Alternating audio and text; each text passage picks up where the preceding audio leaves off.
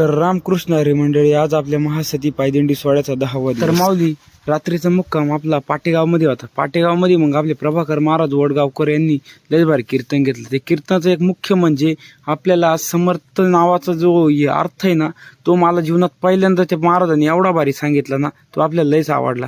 तो तुम्ही एकदा ऐकून घ्या. सगळ्या जगाला देऊन ज्याच्या का शिल्लक राहतंय उरतंय त्याला समर्थ. मग त्यानंतर सकाळच्या सुंदर पहाटेमध्ये भजन काकडा वगैरे झालं. मग काय निघालो परत पंढरपूरच्या वाटेला. एक गोष्ट म्हणजे आपल्या दिंडीत मी 3 वर्षापासून येत होतो. 3 वर्षापासून मला एक जाणवलं की आपल्या दिंडीला वाट दाखवायला एक तरी कुत्रा असतोच. कुत्रा कायम आपल्या दिंडीला साथ कधी सोडित नाही. इथून सत्तेगाव पासून ते पंढरपूर पर्यंत एक तरी कुत्रा आपल्यासोबत आहे. असं एक गेला तर दुसरा येतच असतो. रोजच्या पेक्षा आज उन्हाची तीव्रता पण जास्तच वाढली. तो बघा आपला दत्ता भाऊ, याच्यावरून तुम्हाला दिसतच असेल. मग थोडं पुढं आलो तर मग आपल्याला आपले निफाडचे वारकरी सायकलीवर पंढरपूरची वारी करताना दिसली. मग त्यांना जरा बिस्किट वगैरे, त्यांना नाश्ता वगैरे दिला. त्यांच्यासोबत जरा फोटो वगैरे काढले आणि निघालो परत पंढरपूरच्या वाटेला. मग थोडं पुढे येऊन बघितलं तर आपलं पंढरपूर 112 किलोमीटर आहे. आपण 4 ते 5 दिवसात पंढरपूरमध्ये राहू आता. मग थोडं पुढं आलो मग आपला राजू भाऊ लयच भारी नाचायला लागला. पण बाळाभाऊ जरा लाजलाच बरं का.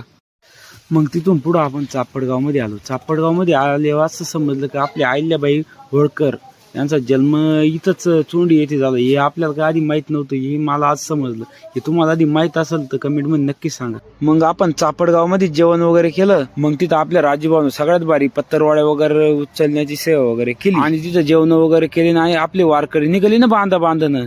आणि मग काय आपण पण त्यांच्या मागं निघालो भाऊ. पण आपण जाता पेरूचा बाग होता. पेरूच्या बागात आपण पेरूचा आस्वाद वगैरे घेतला. मग तिथं आपण ऊस बघितला. ऊस एवढा भारी होता ना, आपला 8632 ऊस होता. पण एवढा भारी त्यांनी खरंच सोलापूरवाल्यांना मानावं लागल, कारण की सोलापूरवाल्यांचा ऊस म्हणजे एकच नंबर. मग तिथून पुढे लागलो रस्त्याला लागलो. तिथं एक वडाचं झाड होतं. वडाच्या झाडाखाली थोडा आपण आराम वगैरे केला. मग लागलो रस्त्याला लागलो तर आपले गावातले काही वारकरी वगैरे आले. तर अजून आनंदही वाढला आपल्या दिंडीमध्ये. मग तिथून थोडं पुढं आलो तर आपल्याला बंटीभाऊ भेटले. बंटीभाऊनं मग आपल्या दिंडीला भेट वगैरे दिली. तुम्हाला बंटीभाऊ तशी माहीतच असेल.